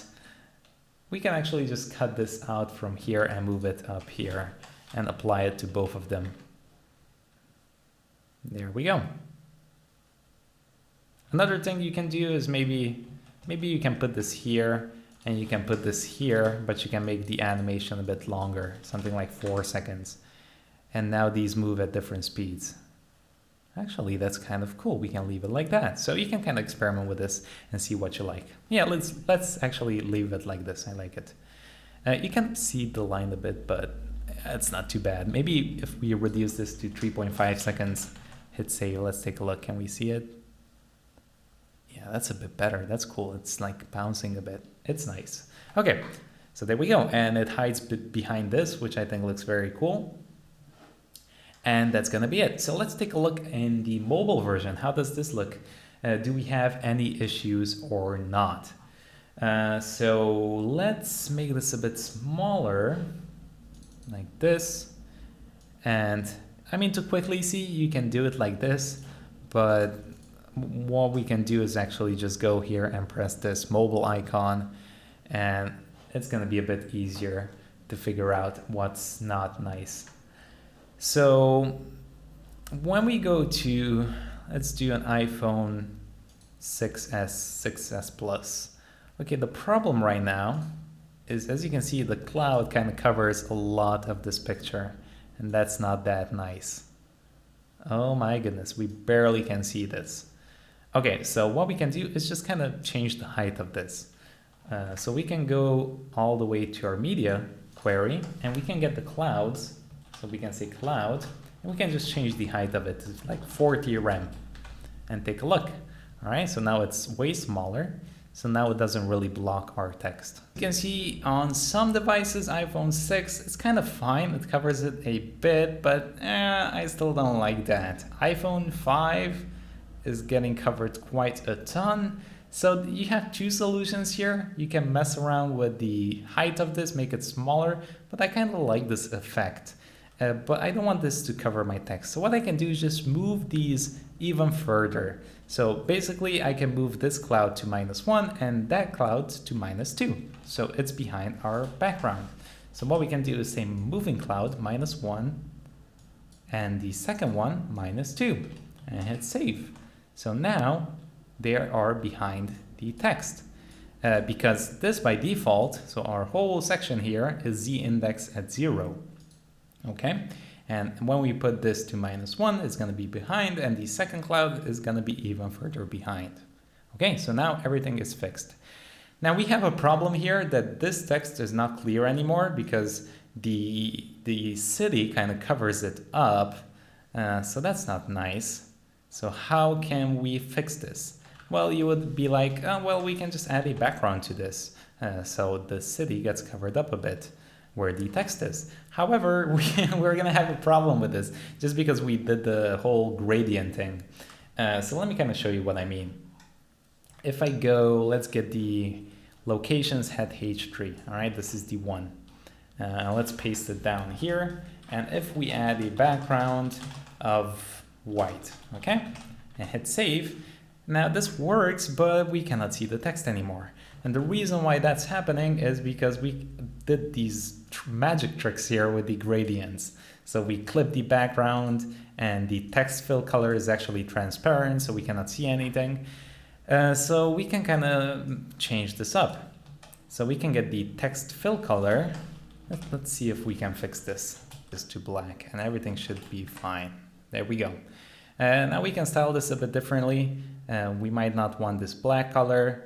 We can get this color if we want, just to kind of stay in tune. So here's a cool thing you can do. You can just hit this button here and go to the main head, and you can actually copy it from down here. So we can copy the background like this, and you can even change the colors here, so you can experiment in the browser. This is a cool thing that you can do in Firefox, and even the opacity to see how it behaves.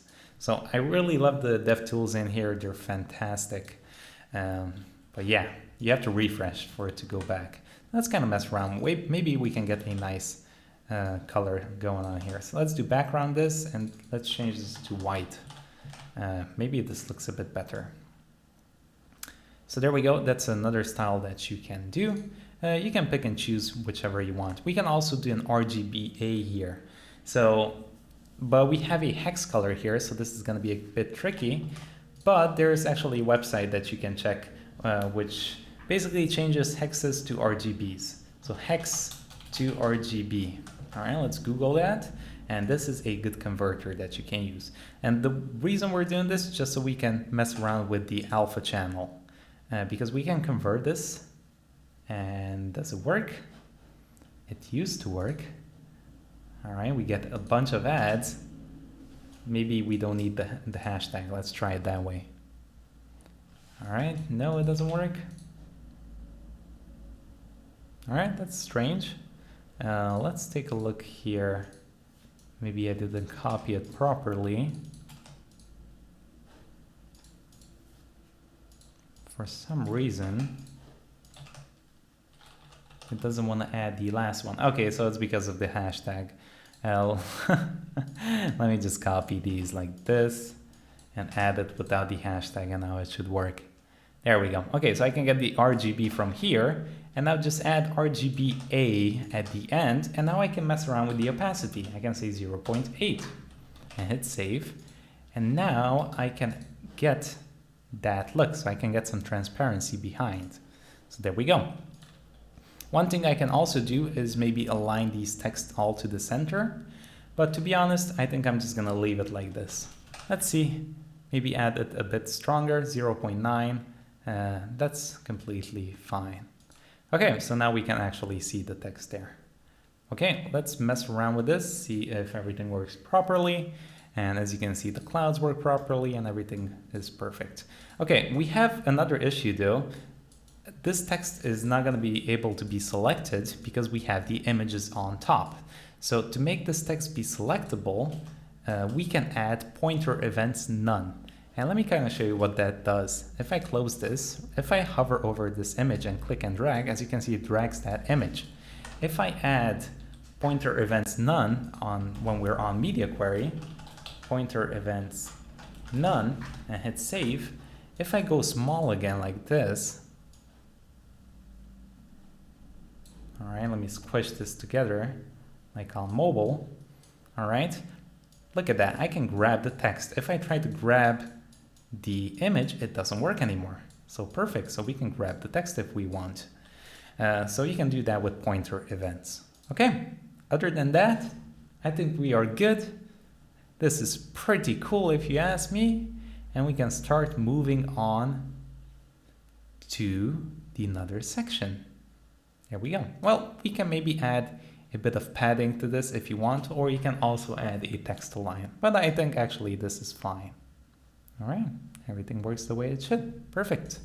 Let's maximize this and continue with the next part. Okay, in these next sections, we're gonna move a bit quicker because it's gonna be quite easy. We are gonna do this one. It's not gonna be hard at all. So let's build out the HTML for it. Whoopee! Okay, why did I do that sound? Let's continue. Let's go to our HTML, and down below the location section, we're gonna create a benefits section. So we're gonna see section.benefits. Hit tab. In here, we're gonna have a H2, the perfect travel, like that. And let's do a H3. We're gonna say we cover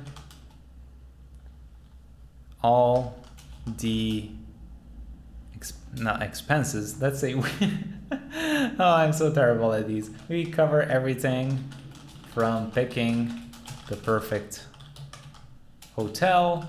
Let's add a break to flight and destination. All right, there we go. That's good. That's good enough. Okay, next up, what we're gonna do is have these cards. Okay, so this is the section that we created. And actually, we should drop this in a header. So let's cut this out and create a header. So I'm gonna say header with a class of benefits head. Tab and drop everything in here. Okay, next up, let's create those cards. So I'm gonna say cards. This is just gonna be a simple div. And in here, I wanna have multiple cards. So we have, how many do we have? We have 3, 1, 2, 3. So I'm gonna create a div for each card.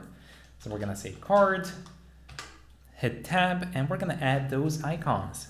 So in here, we're gonna have the airplane, the bed, and the plane. Okay, so let's go to image and go to source image, and let's do, not image, icon, and let's get the plane departure. No, where is the one I'm looking for? Route, solid. Let's use this one. Okay, I'm gonna leave the alt again empty because we're gonna fix these later on in the next chapter.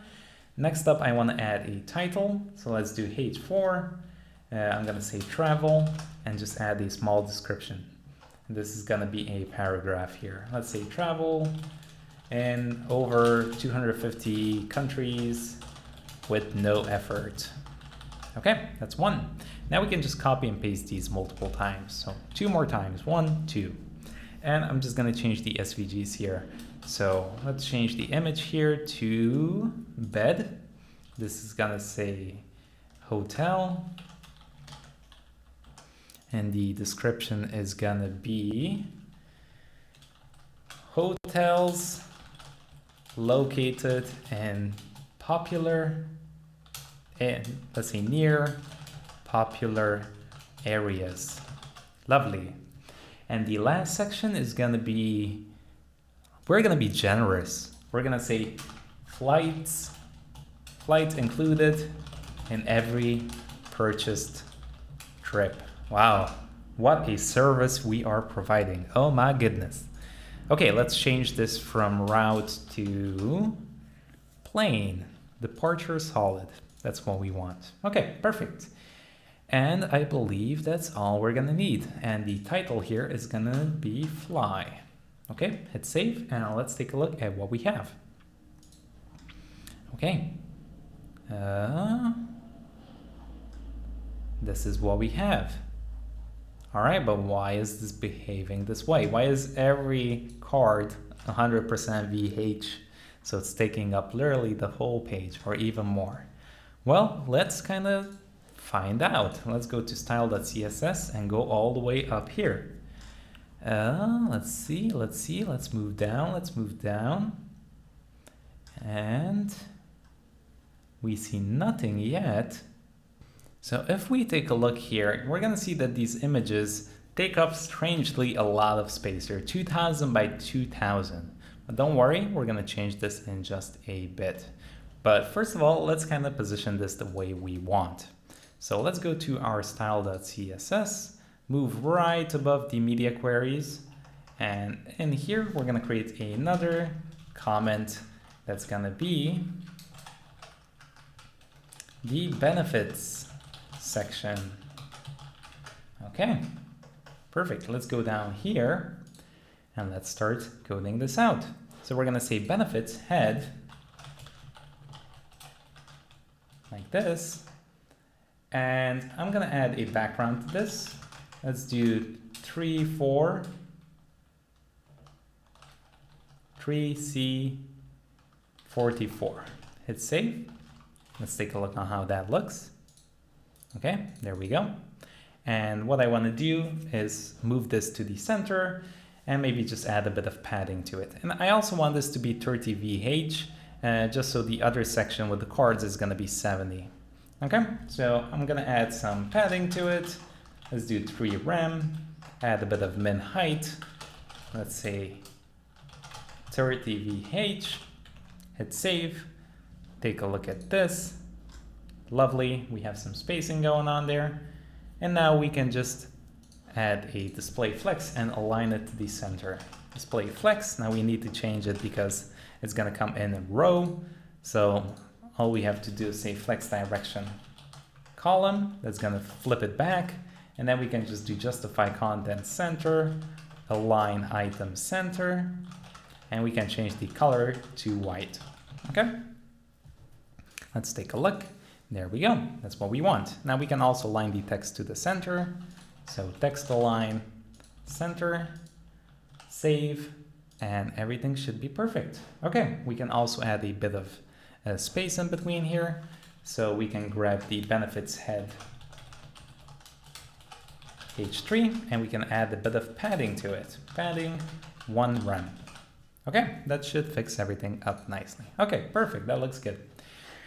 Let's take a look with these images because they're giving us a lot of trouble. So for now, what we can do is get those cards.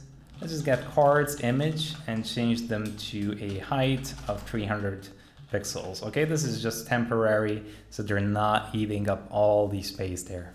Okay, so let's see what we can do here. Let's get all the cards and just give them a bit of styling so we can see them. So what we can do is just up here, we can go with card and maybe just add a background color to it. Light coral, hit save. Okay, I just want to visualize it. There they are, that's huge, oh my goodness. So these are still so large and we couldn't see them because they were white. So let's do 100 here. All right, much, much better. Okay, so the first thing I want to do is kind of make them the size I want these cards to be. So let's do, how much shall we do? Let's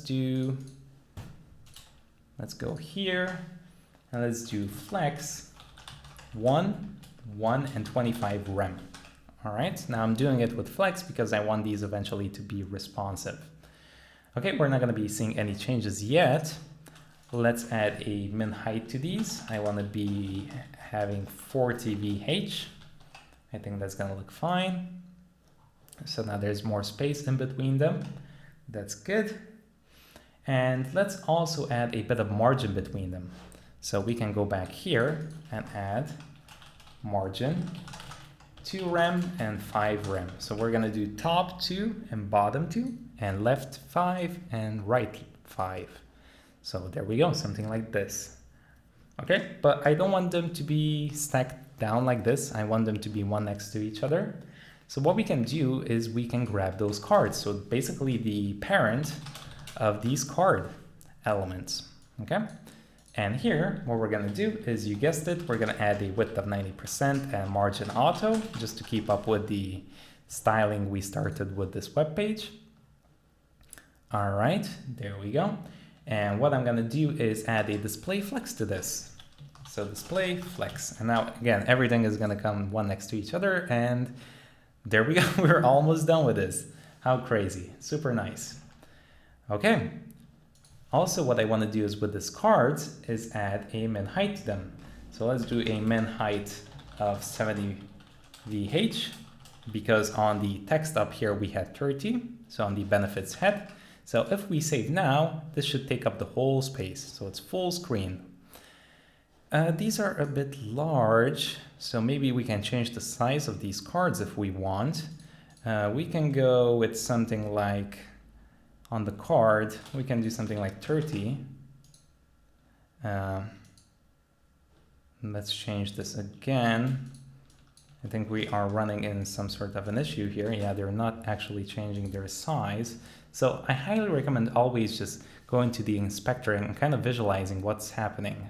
So this is the image, the text, and this, and the card is still taking up. So it says 20 VH here. So it's actually expanding for some reason. So why is this expanding? If you remember in Flexbox, the default style is going to be stretch when it comes to align items. It's going to take up all the space that there is. However, if we go to the cards and add an align item center, it's going to resize in the center and it's going to take up the space of the content, or the space that we give it now here, 20 or 40. So now it expands if we want, but by default, it just takes up the whole space if you don't have the align items specified here. So there we go. We kind of made it the way we want. We added 70 to the whole card section, which is this. So the whole big thing here, and each individual card, we added a VH of 40. So this size, okay? And the Flex 125 rem is basically the size and the width. And now when we resize, it's going to automatically be responsive. But for that, remember, we need to add a flex wrap of wrap. And hit save. And now if we take a look, when we start resizing this, it's going to nicely be responsive. There we go. Super cool. So when we arrive to mobile, it's going to be this one column layout. And here we can actually make this a bit bigger if we want. And kind of experiment with it the way we want. Okay, but actually I don't want this color to be in the background. So what I'm going to do is remove it, and we're going to look at how we can add some box shadow. So something like this, some shadow behind it, right? So when you have a white text or a white background and you want to make it pop away from the background, this is a way you can do it with this box shadow. It's going to look like kind of this three-dimensional look to it, which is kind of cool. So let's add this. So let's go back here and let's add that. So we can go to the card, each individual card, and we can add a box shadow. And the way this works is the first value is going to be X, the X value. So I'm going to add 0 for now here, 0 pixels. The second one is going to be the Y, is going to be 10 pixels. And the third one is going to be basically the blur, and that's 10 pixels. And I'm going to show you this in just a bit of how it works in Figma, because it's a bit more visual. And the third one is going to be the color. So I can say black and hit save. All right, so this is what we have. Oh, it's so ugly. But let me kind of show you what's happening here. If I select this one, and let me remove everything. If I add a box shadow here, as you can see, the first one is going to be the X in our case. So if I push this up, it's going to move it either left and right. So if I add X20, the shadow is going to move that way. If I add by minus, it's going to move that way. If I add the Y, that's going to move up and down, right? That's what we're changing here. All right, so basically what we did was we put the X to 0 and the Y to 10. So we have a bit down here. And now the third value is going to be the blur. So if we increase this, as you can see, it gets blurrier and blurrier. Okay, so that's what we're going to do. So let's take a look back here. We had 0, 10 on the Y, and the blurriness is 10. But the problem for us is that this is too intense. So this is too intense. So we can actually add an Rgba here, and we can say 0, 0, 0, which is black, and we can just add the opacity to 1. And then it's not that intense anymore. And the cool thing is we can actually add another box shadow on top of this. And we can do that by just adding a comma. And I'm going to duplicate this from here to here. And I'm going to change this from 10 to 20 and this to 20. So this is going to be kind of a more general box shadow. And this is going to be kind of towards the edge of the box. So it gives this nice cool effect where it's more intense at the beginning and it gets more faded at the end.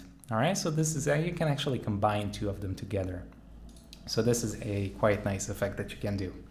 Okay, let's move on. What do we need to do? Well, we have a problem with the image here because we cannot see it. Oh, I know a solution. We can just add a background color to it, right?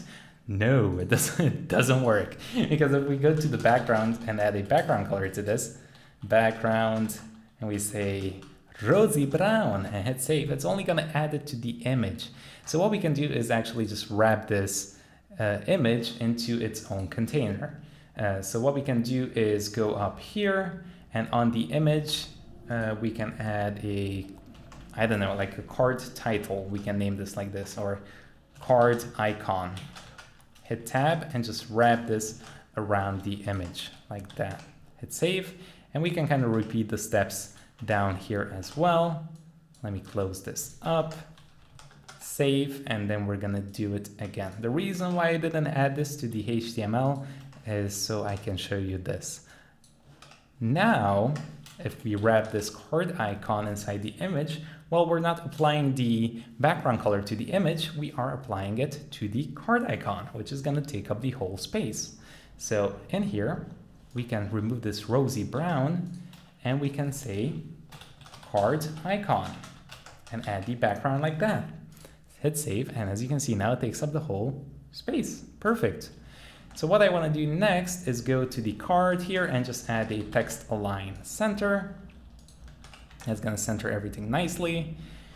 And maybe just add a bit of spacing in between these things. And I think that's going to be perfect. So let's go back here and just add some padding to these different things. And actually here with the card image, we can also remove this and just add a max width to this. So I can say something like 15%. And let's also add a margin of 2 rem. Hit save. All right, I added the margin so it's not stuck all the way in the corner there. And now if we actually resize and make this smaller, it's gonna get smaller, which is nice. All right, it's not gonna take up a huge amount of space. We still have a lot of space here. Now you can add more text if you want. I barely added any text. Or what we can do is just push this down a bit. So we can get the card H4, and we can add a bit of padding, 3 rem, and maybe on the paragraph as well. Card P, padding, 3 rem. Hit save. And since we are kind of doing the same thing here, applying the same properties, we can kind of copy this over, delete this, and just add a comma here and paste it here. So we shorten our code. Okay, there we go, a bit more space. Now you can add more text to this because this is a bit boring. Okay, there we go. Resize, everything works the way it should. Lovely. Okay, so do we still have an issue here? We can leave you can leave this background color if you want. Oh, there's a weird thing happening here. As you can see, our boxes are strangely resizing here. And the reason why our boxes are resizing in a weird way is because this content is getting pushed down too much and the text is going to a new line. So as you can see, they grow in a weird way. So the padding is way too big here. We can change it to something like 1, and now it should be fine. Yeah, so now it's growing kind of at the same rate. But as you can see, there's a lot of breaking points apparently. This kind of changes quite a lot. Why is this happening? Well, the reason why that's happening is because at a certain point, the media query gets changed, so it jumps back to this 3-column layout, as you can see. Okay, so that's the reason why that's happening, in case you're like, oh, that's weird. As you can see, as soon as the text changes even here, the font size, our boxes get changed. Okay, so we kind of finished up this section as well. This is awesome. We can actually leave this background color if you want, but if you want to kind of go with the flow of the page, you can either get this blue one, so we can copy this one. Let's do that. Just inspect the element, and we can go over to the blue one here, and we can just copy the background color. All right, you can do with 2 colors if that's what you want. That's completely fine. I'm going to change it to this one. Let's go to the cards. Where are you? Where are you? There we go, card icon. I'm gonna change it to this, just to be a bit more consistent with the flow of the page. Okay, in the next section, we are gonna be almost done. We're gonna do the contact, and then we're gonna kind of talk about accessibility and all of those other good stuff. So, see you in the next one. Okay, my lovely friends, we have arrived at the end of the road, and we can implement our final contact page here. Whoopee! So, let's go here and add another section. So we can say section, and we're gonna call this, we're gonna give it an ID of contact, like this, okay? Now again, we're gonna wrap this in a form wrapper, because in here, I wanna have a header, okay? So let's say header, and this is also gonna have a class of form head, okay? And here, I'm just gonna add a h2 that's gonna say contact us. Lovely. We can get outside of the header. We can create our form. So form action, I'm gonna delete for now, but I'm gonna show you just in a bit how we can add a form. And in here, I'm gonna have a label and an input. Label, input, label, input. But I'm gonna wrap these into a div as well, because we're gonna mess around with Flexbox. So let me show you what I mean. I want these to come one after each other, so we're going to display these flex. So I want to wrap these around another container as well. So what we are going to do is come here and say, let's do a name form. So we're going to have a label in here for name. All right. And we're going to say name. Again, here we're going to come back with accessibility, and we're going to add the ID to it if we need to. So text, and we're gonna say name is name. And we can also add a required to this, okay? We can do a email form, and here we can do a label for email. And here we can just add an input with a type of email, and we're gonna say required, and also add the name email. Okay, that's it. That's all we need. And a button. So outside of this, we can also do a submit button. We can say button and change this type to submit. And we can say submit as the text. Lovely. Let's scroll down here. This is what we have. As you can see, we also have the default style already on top of each other, because we added the general styling for the buttons in our CSS already up here. There it is. So that applies everything to all the buttons. So we don't have to do that much work. Ha, awesome. Okay, so what we can do is, let's see, we have contact ID. So let's select that. We can say contact. Let's make this a min height of 100. I want this to take up the whole space as well. 100 VH. And there we go. Let's scroll down. We have all of this gorgeous thing. Okay, we can add a background. We're going to use that mountain. We can say, let's say URL, and we can pass in the image of the contact mountain. Original. There it is. Okay, that's what we have. And let's also change the background position.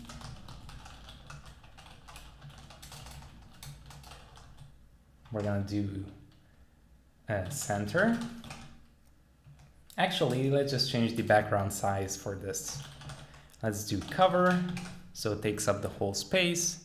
And let's also do background repeat, no repeat. No repeat, there we go. Also, let's add that gradient. So I'm gonna scroll all the way back up here. And there we go. I'm gonna copy everything from here before the URL, and I'm gonna paste it down here. Okay, it's saved. There we go. We get the background. Okay, let's display this flex. Display flex. Okay, and then we're gonna do align items, center, and justify content, center. Okay, that's gonna again bring this down to the center.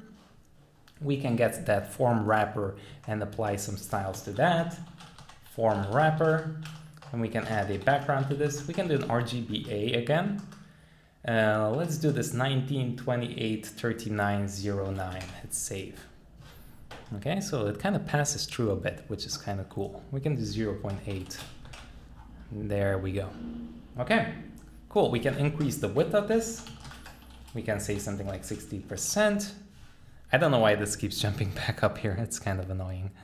Now let's give it more space so we can kind of see what's going on. Okay, we have 60% there. All the text I want it to be white.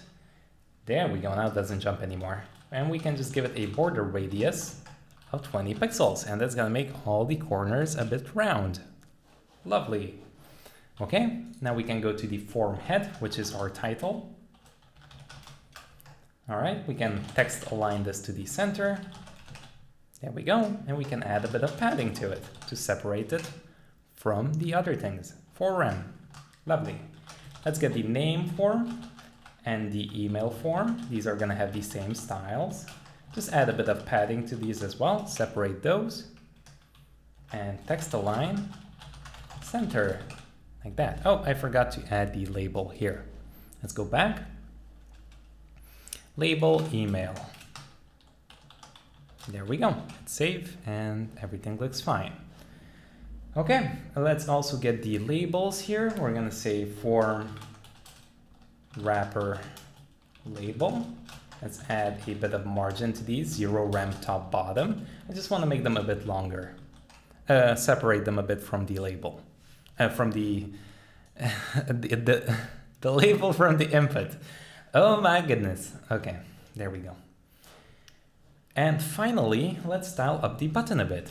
So we can say form wrapper button. We can increase the width to 100%, so it takes up the whole space. We can add a bit of padding, 2 rem. There we go. Let's add a margin top, so we push it a bit. There we go, apart from the inputs. There we go, there's more space. And we don't need to remove the border, we don't need to change the color.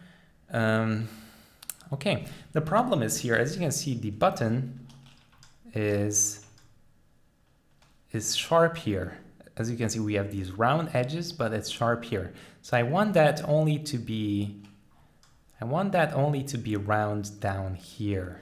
So we can actually do that. We can say border top left radius, and we can do that 20 pixels. Actually, we need the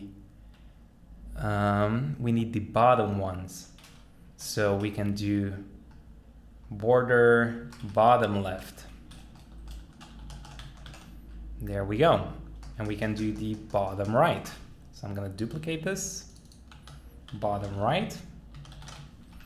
And now that's perfectly like that. Here up, it's still sharp, but I want this to be all 20. Okay. There we go, looking good. Let's also get the form wrapper inputs and just give them a bit more space with padding because they're kind of small now. Padding, 1 rem, 3 rem. Okay, so 1 on top and bottom and 2 on the sides. There we go, it's a bit better looking. It's a bit larger. We can write our thing, submit. As you can see, we have these error checkings and that it's required and that this should be an email. So everything works perfectly. All right, I think that's gonna be it for this section. We also need to add a footer. So let's do that. We can go to the bottom here and just do a footer. Like that. And here we're just gonna add some simple things. It's not gonna be too crazy. We're gonna do a footer wrapper just so I can add those 10% margins with the width. Here I'm gonna add a H5. I'm gonna say travel-y, and I'm gonna do a copyright. And the way you can do that is say the and symbol and say copy like this, and then a semicolon. Okay, let me make more space so you can see. Like that, that's all we need here. And besides this, I'm just gonna throw in a UL with an LI, A. And here you can link to a social media. Maybe you can do your Twitter account, or if you're building this out for somebody, then you can add their link to their Twitter. But for me, I'm just gonna drop in an image here. So I'm gonna hit tab and the source is gonna be image, actually icon. And we're gonna get Twitter. Lovely, that's the one. And then we can kind of duplicate this 2 more times. 1, 2, change this to YouTube, and this to Instagram. Okay, that's it. And for now, if you don't want these to take you anywhere, we can just add the hashtag. Okay, that's it. That's our footer. As you can see, the copyright symbol is there with this. So that's a nice trick. If you don't know how to do this, you can just Google it up. Copyright symbol, HTML, and you're gonna find it in like 2 seconds. Okay, so let's jump back to the CSS and quickly style up this footer. It's gonna be super simple. We just need to get the footer, add a color of white, like this. And then we're gonna add a background of that RGB 19, this one, okay? The ones that we used all the way up here. Okay, there it is. And as you can see, our icons are there nice and white and everything looks perfect. What we can do now is just add a display flex to the form wrapper, to the footer wrapper. I apologize, footer wrapper. Because if we add a display flex to this, hit save, well, nothing really happens because we are just trying to display flex this whole big thing, so nothing's gonna happen to it. But if we add it to the form wrapper, then it's gonna display flex the H5 and the UL. Okay, so add the display flex here, hit save. Oops, I removed the background color. Come on, background color, there we go. So let me show you again. Display flex, save, nothing happens. But if we move it down here to this one, then it works. Okay, so another thing we need to add display flex to is the UL. And we're gonna do that, but for now, let's just add a bit of padding here to rem. Let's increase the width. Let's do 90% and then margin auto. So we have that spacing going on. Then we're gonna do align item center. There we go, so we can center that. We can also give it a min height of 10 VH. There we go. And then let's do the footer UL, display flex. Perfect. We can get rid of the list styles, none. All right, that gets rid of those dots. Let's add flex 1140 rem, just kind of the way we did in our nav, like that. And we can copy this and add it to our footer H5 as well. There we go. Perfect. And now here we can add justify content space in between. All right, so those are going to be pushed apart, and then align items center. Lovely. All right, there we go. We did it super quick, very easy. Now, one thing I want to do is still wrap these around when they are too small here. So what we can do is, let's see here. Let's add a flex wrap here, like this. So now it wraps. There we go, it wraps. And we can just align the title to the center, and we can add a bit of padding to it. So let's look at that real quick. We can go all the way in here in our media query, and we can just get the footer and add the text align of center. All right, so when it's this size, it aligns there, and we can just get the footer H5 and add a padding bottom of 2 rem. Push it down a bit, and there we go. We have a bit of space. We can go a bit more, 3 rem. There we go. Lovely. So now we can go super small, and it still looks okay. Okay, now this looks terrible. So what do we do with that? Well, what we can do is just maybe make this form wrapper bigger. Okay, there's no reason for it to be so small. So we can do form wrapper and do a width of 100%. Okay, let's take a look. All right, just increase the size of this to make it full screen. Perfect. So now it looks good, super small as well. Okay, there we go. We have made a full responsive website. Take a look at that. Everything works the way it should. It's lovely, super, super cool. All right, so next up, we're gonna look at some accessibility parts. and what you should keep in mind when you're making one of these websites. Okay, so let me quickly show you a few miscellaneous things. If you want to submit a form and actually receive it, you can use something called formspree.io. And to get started, all you have to do is, I believe we just have to add our email in here, create a form. Okay, so here we are. Let me just quickly create an account here, like this, agree. All right, and as you can see, it's gonna give you a form endpoint, and it's gonna give us something in here. So what we need to do is, as an action, we just need to submit this. So we can copy and paste this whole thing from up here and add it to our form. Copy this, let's go back here, full screen. Let's go to our index.html. Up here on our form, add this action with the method of post. Okay, let's take a look next. Input type text, name is name, that's fine. Input type email, and we're gonna have to add this name, reply to. So let's copy this as well and paste it in here. Whoops, let's get rid of the whole thing. Okay, let's see what else does it tell us.